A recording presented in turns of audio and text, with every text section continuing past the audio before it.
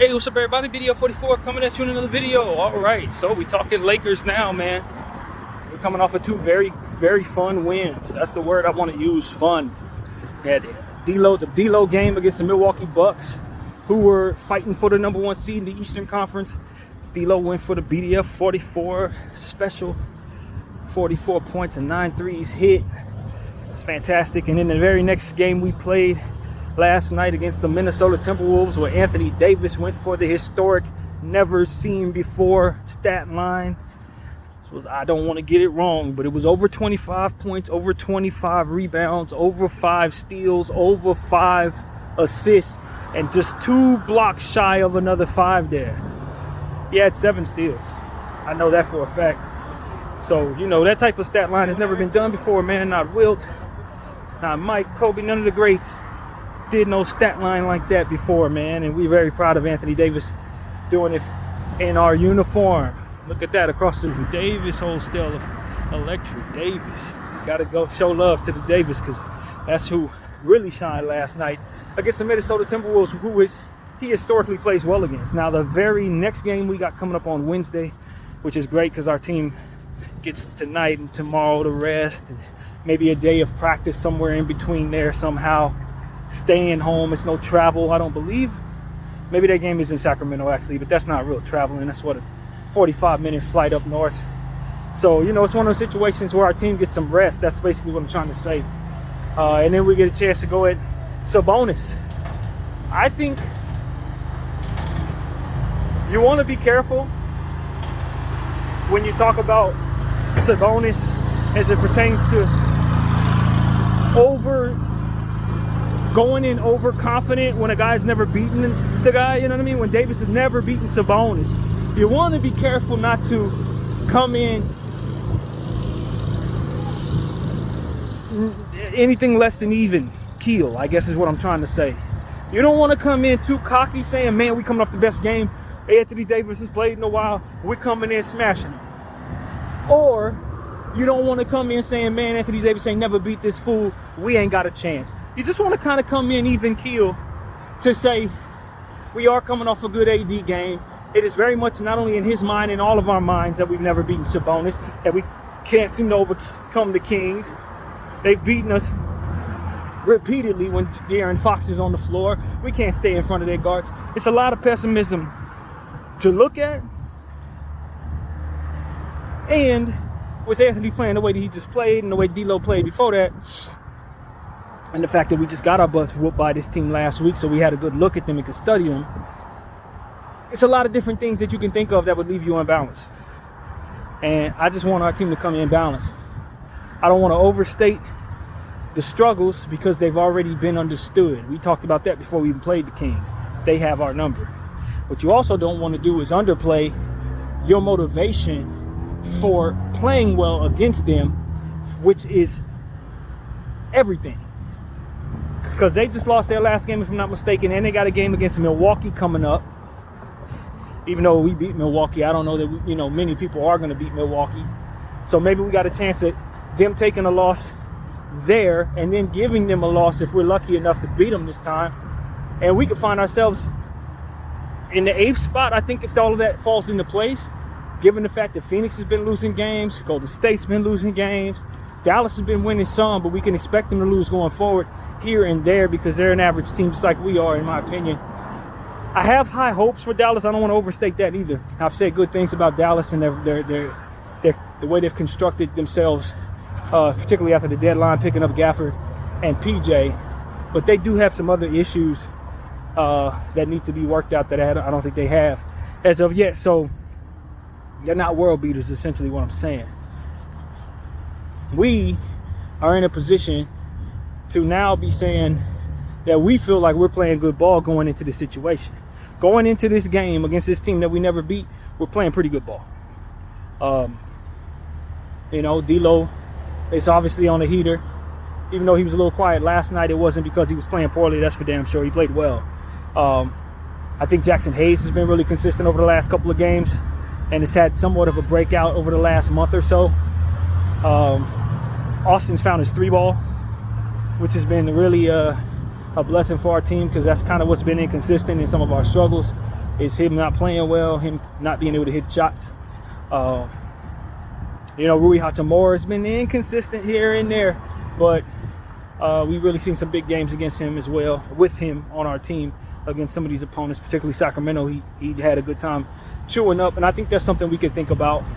It's just the advantage that we did find against Sacramento, which is they don't have an answer for Bron and Rui. They don't have an answer. When it comes to that big body power forward that's coming at them, we were able to spam that. Even though we lost the game, we do understand that a lot of what that game was about was the fact that we blew a 19-point lead. You don't get a 19-point lead by way of a fluke. You had to do some things right and then proceed to not continue those things. And so that's what it is that we have to understand going into this next game with the Sacramento Kings. We found success. And the question is, can we duplicate that success when Malik Monk checks in? Because that was the difference. When he checked in, he changed the game. He put forth so much offensive pressure on our guys that we couldn't keep up with. So that's really what it is. Can we withstand their bench attack? Earlier in the season, they had a guy by the name of Kevin Huerter who went off for, I think, a season high against us. So can we do something about these guards that the Sacramento Kings have to give ourselves much more of a chance? Because Fox, Huerter, Mitchell, of course, Malik Monk, are really the bane of what it is that ultimately is kicking our behind against this team. We got to find a way to win some of these guard matchups. So that's really what it is. Keep them out of our paint. And that's really what it is. A lot of times when you think of paint points, you think of big guys scoring centers and stuff like that. But when it comes to Sacramento, it's them guards, man. They're hitting their three ball, so you got to respect that. And then they're driving at you and driving past you. So you got to respect that. And so for me, I don't know that we have the answer for that, to be honest with you. I think that's more of a schematic problem than anything else. But like I said, we got a 19-point lead against them during that game. And so we've seen that we can attack them and have success. So, yeah, man, like I said, I'm balanced when it comes to this. I believe that tendencies can be a real thing. And the fact that we've never had success against Sabonis with Anthony Davis, that could be a real thing, whether we're in the right mindset or not.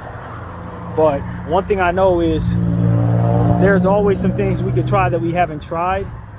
And I think that when you go up against a team like Sacramento, that may be your answer, is to try some things that you have yet to try. See if it gives you an opportunity to be successful. So that's really what it is for me. I'm just wondering if there's anything we can do. Kind of get under their skin a little bit. Maybe attack them in some weak areas. And see if that help us some. Keegan Murray's kind of been quiet this week, man. I have him on my fantasy team. He's not having the greatest week. I don't trust that will continue against us when we're in their building. Keegan Murray is due. So what I'm telling y'all is, while we're looking for Malik Monk and De'Aaron Fox and Sabonis to kill us, this could be a big Keegan Murray game on Wednesday. We have to be aware that he is so very hot and cold because he's still a developing young player. But he's also one of the best rookie three-point shooters last year the game had ever seen. I think he broke a three-point record last season. We don't guard the perimeter very well. We talked about this yesterday with McLaughlin was being left open repeatedly to shoot the three ball. Obviously, Naz Reid hitting like 5 threes in the first half. These are things that the Lakers need to adjust if they're going to have any shot at defeating the teams that they mentally have struggled with. The Denver Nuggets and the Sacramento Kings, you have got to be more successful guarding the perimeter. So those are the things that I'm really thinking about right now. I don't like how we guarded McLaughlin. I talked about that in the game video yesterday, in the reaction, and I was listening to other analysts, and I don't think there was an analyst that didn't mention the exact same thing I did. We got Anthony Davis guarding whoever has the ball. He doesn't need Austin Reeves' help at all. He doesn't need D'Lo's help. He needs those guys to stay close to their man so that their man isn't bailed out of the stifling defense, bailing out the player that Anthony Davis is guarding by being open and taking the pressure off of that person from being guarded by one of the best defenders in the game. That's really what it comes down to. He doesn't need help. We got to get that through our minds as a Laker team. Anthony Davis don't need help. The person he guarding needs help. And because that help ain't coming, the only help that is provided is by you doubling off of the player that ultimately that pass is coming to. So that's really what it comes down to. I just don't like the philosophy, and listening to most other people who talk about this team, they don't either. It doesn't make sense, man. And Darvin Ham is going to have to get that through his skull. Stop being hard-headed when it comes to this particular thing. Yes, it makes sense to help Austin, help D'Lo, help Torian. Those people need help. When Anthony Davis is guarding somebody one-on-one, the player with the ball needs help. That's what it really comes down to. And as long as we don't provide that help by doubling off of the shooters, then that help ain't coming. And Anthony Davis is going to get the stop. Period. The fact that we think that Anthony Davis can't guard people is crazy. Or that he needs help from a non-defensive player like Austin Reaves is absolutely nuts. And counterproductive in every schematic way I can consider. Absolutely counterproductive. Where we need help is guarding the perimeter. Stop doubling off of the perimeter. Unless it makes actual sense to do so. Actual sense. And so that's what it really comes down to, man. When you have players on your team that can't defend, and then you also got players on your team that are some of the best defensive players in the world, you can't run the same stuff for the players that can't defend as you do for the ones that can, and vice versa. Being that way leaves you at a disadvantage in certain cases and helps you in others. You got to be able to discern when to do what. And if we can't figure that out, then we're going to always leave holes open for the offense to take advantage of. It's that simple. So, Darvin Ham, that's where you come in, man. You got to tell our players. And you know, a guy like Austin Reaves, I expect for him to know better. I don't care if Darvin Ham's got you doubling off of McLaughlin in the corner. Don't freaking do it. Like, literally don't. When you see McLaughlin hit 2 in a row, don't keep that stupid scheme up, man. Leave that coach alone just like LeBron does. I say follow LeBron in that situation. If LeBron say F that play, Austin needs to say F that play, because this don't make no damn sense to me. And I know Austin Reaves is an excellent basketball mind. He knows damn well Anthony Davis don't need no help on him. If Anthony Davis is guarding a backup center, with all due respect to Naz Reid, he's guarding a backup center. He do not need you flashing like that. He don't need that. And if your coach is telling you to do that and your coach is leaving you at a disadvantage, don't leave yourself at a disadvantage because your coach ain't telling you to do the right thing for whatever set of ungodly reasons. So that's really what it comes down to, man. We got to want to win. We can't just want to win Darvin way. We can't just want to win Bron way. We got to want to win against what it is that's coming at us. And if people telling you to do stuff that doesn't work, and you know better, then freaking do better. That's it. Freaking do better. Because that scheme leaves us at a disadvantage in that situation. So yeah, man, that's what I want to say about that. That's important. Long shot, long board. I've been saying it over the last couple of games, couple of videos rather. This is very important because our team continues to make this mistake. If there's a 3-ball going up and it breaks, if you're not playing the perimeter properly, playing off of the rim so the shot can recoil further back as it normally does into your hands, then you're not going to get the board. You're going to give up offensive rebounds. This is stuff that you're supposed to learn when you're a kid, man. Especially in this era where everybody shoots the 3-ball. I can't find one good legitimate excuse, not one, for why the hell my team keeps missing out on these offensive rebounds off of 3-point shots, or defensive rebounds rather, collecting the play and ending it in those situations. And I'd imagine that's a Darvin thing too. So, you know, we just gotta overcome our coach, man. I hate to be disrespectful. I'd hate to put people in a position to listen to me and lose playing time because of it. But we got to overcome the stupidity of our coach at times. I'm sorry, man. We just do, dog. Some of the stuff he do, it does make sense, and you give him credit when it's happening. But other stuff he does really don't take into account a lot. Maybe it's just too much to consider. But in the moment, our players who are high IQ basketball players, guys like D'Lo and Austin, guys like Max Christie, they know the game. I expect for them to do things that make sense, not just what the coach tells them to do. You know what I'm saying? Literally. And I got to say that, and I got to mean that, especially as it comes playoff time. Because at the end of the day, all he want to do is win. Now, if he ain't telling you the right stuff and he's thinking about 7, 8, 9, 10, 11, 12 other things, and you see that one thing that's slipping through the cracks, damn it, do what you got to do. He'll thank you. He'll thank you, you know what I mean? Because he want to win. So, I mean, that's what it really comes down to, man. I think Darvin just be getting a little too overwhelmed with too much to consider. You know what I mean? I think that's what it is for him. He got too much to think about. A lot of times, some of the stuff that he should be singling out are stuff that he forget about while he's thinking about other stuff. And so it's like, that's why guys got to use a little bit of their own discernment of what makes sense on a basketball floor. So you don't let him lead you in the wrong direction with his neglect for seeing the little things. So that's what I think is actually happening there. He probably needs a couple extra assistants to help him with the smaller things. So yeah, man, I feel good about our team right now, but everything could change really quickly if for some reason we find ourselves losing to the Sacramento Kings, particularly getting blown out, or if we have a bad Darvin game where we're cussing him out for mistakes. It could really set us back with our confidence. Our confidence teeters from game to game, and I don't really love that, but I'm not neglectful of that truth. That is what it is. We're on a nice high because we're coming off of 2 games that we're really excited about winning. Problem is, both of those teams were missing extremely key starters. So we can't assume that we're better than Milwaukee or better than Minnesota just because we won these last 2 games against them. Because the reality is, if they had their full guys out there, it's a different look that they're throwing at you. And when it comes to the Minnesota Timberwolves, with all the size that they got,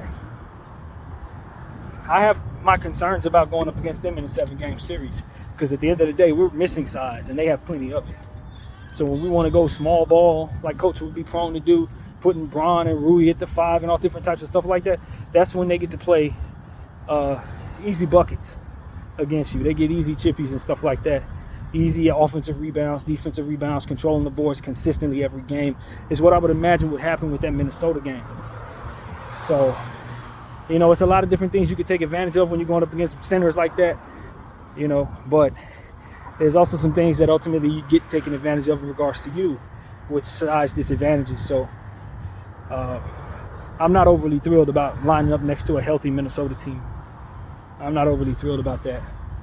I know a lot of people are comfortable with them, but at the end of the day, that's Naz Reid, Rudy Gobert, and Karl Towns. If all 3 of them are healthy, that's a lot of size coming at you, man. That's a lot of second chance points for a guy like Anthony Edwards, who we know is only going to continue to become more and more dominant as he moves forward in his career. So I don't doubt that that's not somebody you want to see in the playoffs too often. As he continues to grow into who he's going to become, you would much rather not face him. That's really what it comes down to, and I'm not fooled by that. So, I don't know, man. I truly believe this. Because we've played a bunch of close games with the Denver Nuggets, even though we've lost all of them, and that's a real thing, extremely real, I just don't think my fear of the Denver Nuggets this coming up postseason is the same as most other Laker fans. I just got a different way of looking at this thing.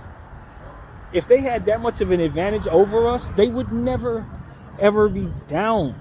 Like it would never be a situation where they have these close games or be down by 10 and have to come back in again. We find ways of attacking them and making the games close each and every time. Now, their advantage in close game situations is glaring. About as glaring as any advantage in the league right now. So I'm not going to sit here and say that they don't have our number. They definitely do. But basketball games don't have to be close all of the time. They don't have to be close. So if you do something to put yourself in a position to have big leads, then it's just about whether or not they can overcome that. And I just don't think that we've done everything we can. Put it like this. If we play them 7 games in a row, if we play good ball, especially if our offense is clicking, they're going to be nights where they're going to be down by 15, 20 points. The way that we attack them and the way that we're able to score easy buckets with Bron, if AD's clicking like he did in the last game, if Austin's having a big game, if D'Lo's having one of them 44 type games, Denver is going to have games where it's not going to be close. And those are the games I'm expecting us to win. Now, if the game is 99-99 and it's 6 minutes left on the clock, that's a tough situation for us. Because they're at an advantage schematically from which to attack us consistently. But if we're up by 20, for which I know we're capable of doing against them, We just got to find a way to keep that lead. And they're going to come roaring back. It's going to be some nerve-wracking stuff. But if we play the clock properly, you can seal the deal. Now, will you win that 4 out of 7 times? I don't think so. I'm not going to sit up here and tell you guys I expect to win the series. But there is a world where Denver hasn't seen the best version of D-Law. Denver hasn't seen the best version of Austin. Rui has consistently kicked their behind. Like, there's a world where we can click Bron, AD. There's a world where the Denver Nuggets defense, for as good as it is, isn't going to be able to overcome us. We just got to make sure that we play higher level basketball than we've played all season long. And I don't know that we've shown that against the Denver Nuggets. But for me to say that we're incapable of showing that against the Denver Nuggets, I don't actually believe that.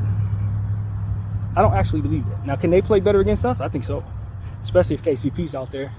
You know what I mean? For which I don't think he was in the last one, if I'm not mistaken. So, you know, there's a lot of things to consider about them having advantages over us, the real advantages. And avoiding them is probably the smart move. But to just be so fearful of them that you don't think you can compete or that you don't think you can upset them in the series, I think overstates the domination that they've had against you as it pertains to the score from game to game to game. They're only winning by like 5 points, 4. They're winning close games. So how do you defeat a team that keeps beating you in close games? Don't let the game be close. Don't let the game be close. Run the score up and keep your foot on the gas. And don't tell me we can't do that. That's what I'm telling you. Don't tell me we can't do that. Because this offense is capable of scoring on any opponent, especially when we got everybody clicking. So that's my thing. It's like a lot of things have to go right. As I said, avoiding them makes a lot of sense. But don't think that they are just in the most advantageous position against you, because this is fool's gold when they look at them. And I say, every one of these games you beat the Lakers, you've only beat them by like 6 points, 7 points. All those games are close, and you've had to hit every single shot down the stretch of each and every game in order to defeat them. So if that's what it takes to beat us, don't be certain we don't overcome that. You may need to beat us in a different way once we figure that out. And with the scoring issues that the Denver Nuggets have shown they've had in certain pockets of the season, where they can only score 100 points, only score 105 points against certain teams that you would think they'd be able to score against. And I told you about that at the beginning of January, I believe the month was. You could really see where the Denver Nuggets are ultimately a team that their offense comes and goes. Even though they have fantastic offensive players, their bench doesn't really perform offensively like that consistently. And so for me, it's like, I'm not going to fear a team that can only beat me by 5 each time they see me, or beat me by 6 each time they see me. I'm not fearing them like that. Because at the end of the day, we have leads in all of those games. We just got to keep them. And if we can overcome that barrier, then we're going to get some games in that series. And so that's what I'm saying, man. I'm not avoiding them like that. I'm really not. I respect everybody who's telling me I'm stupid for thinking that way. I really do, because losses are losses. But I'm not on the bandwagon of let's fall into the play-in tournament just to avoid them. I'm not on that bandwagon. Let's get them out the way early. And if they get us out the way early, then that's what should have happened anyway. But if you think you avoiding them going to play a big team like Minnesota is going to be your savior, you may end up getting beat by Minnesota any damn way. Or if you think going up against OKC is just an easy matchup, you really ain't been paying attention to the OKC Thunder all season. You know, that's just the truth. So that's my concern. I think we're overconfident against Oklahoma and too fearful of the Denver Nuggets.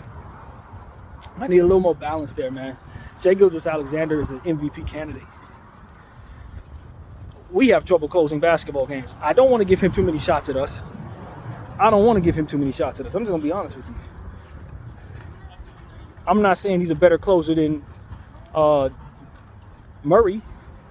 I'm not telling you that. But I am telling you he has some strengths that you do not want to face in a 7-game series as he continues to get better, just like Anthony Edwards. So it's like, y'all sure? I mean, everybody seems to be so certain that they want either Minnesota or OKC. I could argue we've had more consistent close games against the Denver Nuggets than those two other teams. Sacramento definitely blows us out. You know what I mean? So certain teams, you just, I don't know. I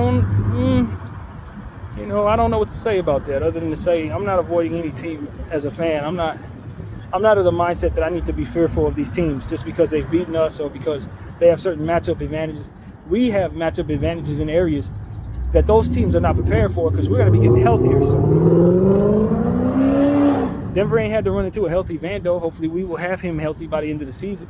Nobody knows what we look like with Gabe Vincent. And if he's as good of a point attack defender as they say he is, then we're probably in a position to have much better defensive players on the perimeter just for having him on the team. More risk can be taken with your guards getting in foul trouble because you have another guard in rotation. So it's like, if we can get Gabe Vincent back soon enough and get through the week and a half of Darvin trying to figure out how to put him on the team in a responsible way, I'm not certain that Gabe Vincent can't be an extreme addition to the team. I'm just worried about that initial week and a half, 2 weeks of Darvin shaking the rotation around, trying to figure out who to play and who not to. That's my concern. And as we said many times, you give Darvin too many options, bad things can happen. So it's like, once he gets used to who he has on the team, once he knows what they can do and what they look like next to certain players, then you can start seeing rotations that make a lot of sense. But I just feel like he's going to want to throw Gabe Vincent down there as a trustworthy player who's been in the finals, Miami Heat system, played a lot of playoff games. He's going to want to run him 25, 30 minutes out the gate. And that is the type of thing that could really throw our entire chemistry into disarray. It's just the wrong approach each and every time he does it. And so that's the problem with, you don't trust Darvin, If we can get him to ease Gabe in a responsible and careful way without disrupting the minutes of other players that have been helping us all season long, then you're in a very good position. But if you don't do that, and if you put yourself in a position to have Gabe Vincent ultimately coming in trying to take minutes from all of these different guys, then you're in a position where you're going to be upset, man, because it's going to cost you. It's going to cost you. And so that's what I want to say to everybody, man. That's my only concern. I probably feel much more confident in our basketball team if Gabe isn't brought back at all this season. Unless he's brought back 2 games from now. Like, there's a threshold for me where I think we're going to need to be able to just accept that Gabe's return could cost us victories. But if we bring him back soon enough, by the time the playoffs come around, none of those games have to be the games. If we bring him back soon enough, we can get him acclimated into some type of rotation or some type of understanding of whether or not he should be in a rotation, to where you don't have to have bad lineups on the floor at any given moment trying to work in the equation of Gabe Vincent. That's what it really comes down to for me. If we can figure that out, I think we'll be home free. But it has to be soon. Really soon. And I don't know how soon he's coming back, but it has to be very soon. I want at least a good 15 to 20 games of Gabe Vincent on this floor. Not only to get him in rotation, but to get him healthy. To shake off whatever kinks necessary for him. Because if we can have that fall into place, believe me, he may be an asset to our team. To the detriment of who? I don't know. But maybe he can do good things on the floor, but we can't just have him thrown out there for 25 minutes out the gate, sending our rotation into a frenzy. That's really what we cannot afford, man. So that's what I'm saying to y'all, man. We got to, and our GM is who I'm talking about. We got to really consider what benefits come from Gabe Vincent just not coming back if we're not going to bring him back very soon. That's a real thing, man. And Gabe, this is, a lot of this has to do with Gabe's choice. Gabe decided he was going to have surgery midway through the season. So if for some reason he can't come back, even though he feels like he's ready, that's what I'm going to reference, man. That's what I'm going to reference. It's a choice he made, and it's a choice he's going to have to live with, and it could cost him his season. Because at the end of the day, I don't want to punish Gabe for that. I just have to be responsible with my rotation. You know what I mean? I just have to be responsible with my coach. And when it comes down to it, Darvin gonna take minutes away from all kinds of people trying to work a trusted playoff performer into the rotation. That's what he's gonna do. And as a result, you're gonna end up having all types of stuff go all kinds of wrong because of it. And I just don't think we should let that happen. I don't think we should let that happen. So that's what I gotta say about the Gabe Vincent return. I don't want him coming back a game before the playoffs and then we experimenting with Gabe Vincent rotations costing us playoff seed games. I do not think that should ever even be an option that Darvin has, man. Shouldn't even be an option. So that's what I'm saying to all of y'all, man. We got to be careful. Very, very careful. Vanderbilt, at least we know what Vanderbilt can do. You know, Cam Reddish been in and out of the lineup all season long. So that was a prelude. You know how he uses Cam? We don't want him using Gabe that way. Bringing Gabe in all kinds of willy-nilly is a bad look. So that's my thing, man. I hear Vanderbilt could be back soon. I hear Gabe could be back soon. So if they're back soon, then maybe we have enough time. With 16 games left, maybe we can spend half of those games trying to work Gabe back into the equation. If that's the case, maybe 3 weeks from now we feel great about Gabe Vincent in a rotation of some sort. But with the addition of Spencer Dinwiddie, you got Gabe Vincent, Austin Reeves, D'Lo Russell, I am really concerned about these small ball lineups that are just almost destined to take place. Put it like this. I don't think you even sign Spencer Dinwiddie if you had a healthy Gabe. I don't think those players are necessarily a part of the dream of what this team was supposed to be. Not together. Not with everything else we got going on with the guard position. I think Spencer's supposed to replace Gabe. And so, if I'm looking at that correctly, and Darvin doesn't read that correctly, and he doesn't bench one of those two, it could be a bad thing for your rotations in regards to your size. So I feel much better about Gabe Vincent if he just calls it a season, continues to work on his conditioning, and then come back next year in the best shape of his life. That would be the most important thing. It fell over there somewhere. Yep. I think that would be the most important thing for Gabe Vincent. If he just sits and works on conditioning and nutrition and all that other stuff, and then come back twice as healthy as he's expected to come back in his playing shape, twice as strong as he would otherwise expect to be. Get in the best shape of your life. Get in Derek Fisher-like shape, man, because that's what it really comes down to. If you're healthy enough, you ain't got to necessarily play basketball. We just want you to get in shape. The type of shape that'll make it so that it's much harder for you to deteriorate from here, especially as you're getting older. Put on some muscle or something. I don't really know what's responsible, but get in the best shape you can possibly get into. Don't worry about coming back this season. We will make our roster make more sense with you in it next season. That's what it really comes down to, where there won't be extra guards all in the way of him getting the minutes that he's expected to get, and he'll be his best self. So that's the way to play it, man. The same thing I said about Cam Reddish. You know, just because you're ready to go and they've cleared you to play doesn't necessarily mean that you come back on a basketball floor. That's when you get in the gym and work on whatever is responsible to work on. You know, in my mind, that's strength. But maybe in Gabe's mind or in Cam's mind, that's cardio. I don't know. I'm not a basketball player. I don't know what you guys need to do to get in the best shape of your lives. But that's exactly what I would do if I'm cleared in this situation if I'm Gabe Vincent. Especially since it's, 2 more years on the contract? Yeah. Being cleared to play just means I can ramp up my conditioning. That's all that means to me. Maybe even the same thing for Vanderbilt in some ways, although I think we need Vanderbilt, and it's more easy to work him into the equation. Because that's really the concern, is can we work him into the equation without messing up everything we got going on with other players? And the answer I have right now, not the way it looks to me. Not the way it looks to me. I don't think we can. Even the best of coaches would have a hard time making sure all those players get the minutes they're supposed to get with this little time left in playoffs ahead. I don't think so, man. And what would likely end up happening is I would just send Gabe to the G League just so he can get his on-court conditioning up and get some minutes, keep his body moving. You know what I mean? That's probably what I'd do. Because I don't need him in my rotation at all, to be honest with you. Unless he's his best self and somebody else goes down. Knock on wood. If Austin Reeves goes down, now I really need Gabe. You see what I'm saying? That kind of thing. But as long as the rotation is as it is with as many guards as we have, I don't need to be subbing out guards every 3 plays. Like, I'm not doing that. Guys can't never get no rhythm because we keep doing that. That's a problem in and of itself.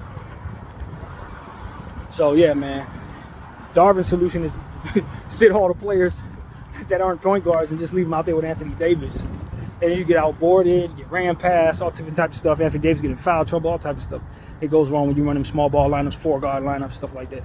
That's nasty. That's real nasty in my mind. So yeah, man, that's what I wanted to say.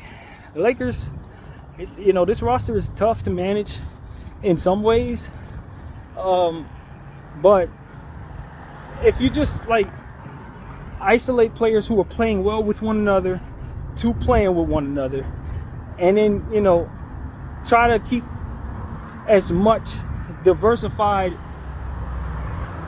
offensive players and defensive players, since everybody's one way in most of these cases, I think you can get the most out of yourself. You can get the most out of yourself if you just give yourself a good balance of both. Since nobody actually comes with both, with the exception of maybe Max Christie, Gabe Vincent, Anthony Davis, and Bron. Everybody else is either one way or halfway, that kind of thing.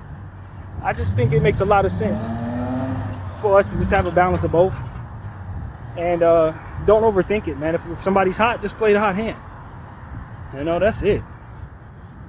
Because when you have too many options, a lot of things can go wrong if you're not absolutely great at that type of thing. And Darvin has proven to us that he's not any good at that, actually. So that's just what it is, man. Bron James and the ankle. I know that people were mentioning. I heard someone mention that they didn't play Bron in the last game in the third quarter, into the third quarter, something like that. When it comes to stuff like that, we're winding down the end of the season. It probably is best for us to kind of deviate away from some of his minutes so that he can be fresher for the playoffs and the play-in tournament anyway. Especially if the game is going a certain way where you feel like you have it under control without him. It probably does make sense to ramp back at this stage. And that's something else I wanted to say. I think a lot of times when you're trying to project what teams are going to look like over the next several weeks leading into the playoffs, what you can tend to forget is that bad teams are going to start playing well because they have their losing record solidified and they're going to get their top 10 pick. So they can start playing guys with high upside, young guys with young teams. They've been playing all season, so they're probably about to play their best ball, get more minutes. Vets are going to start winding down. And you can have dynamics where a team like Portland plays great and beats a team like Milwaukee who sits Giannis and sits Middleton and sits Dame. You see what I'm saying? So we need to be very careful how we project forward what a good schedule is or a bad schedule is. Easy schedule. I hear people saying, oh, it's an easy schedule. Memphis going to play all its young players at the end of the season. That kind of thing. So we just need to be very, very careful not to work that into the equation when assessing who's going to play whom and what we expect from those teams when we see them. Some of these best teams are going to sit all their best guys, and some of these bad teams are going to be having young guys that have been playing all year long and probably ready to play some of their best ball right now. So it's like, I've seen this movie too many times. You are not just going to shoot into a bad team's house in April and beat them just because you've been the best seed all year long, because there's a good chance that you ain't even going to play your starters. You see what I'm saying? So there are opportunities for some of these teams with weak schedules to get their hats brought to them, and there's some opportunities for some of these teams with tough schedules to run into teams that are playing at third string. And that's where we need to just be ready for that type of stuff as we assess where we're headed and what it is that we're ultimately expected to do. We got to win every game we're in. That's basically what it comes down to. A team like Golden State got to win every game they're in. Dallas got to win every game they're in. It don't matter who's on the floor. It don't matter what they look like. You got to play your starters because you're fighting for something. And a lot of these other teams ain't. So it just is what it is. So that's what I'm telling all of y'all, man. We got to get our heads into the game as it pertains to some of the bad teams are going to be good teams now. And some of the good teams are going to be resting people. And that's just what it is. So, yeah, man. It's pretty much what I have to say, man. That's a pretty good lengthy talk there. Hope everybody enjoyed this video. My name is BDF44. Thank y'all for watching. I'm out.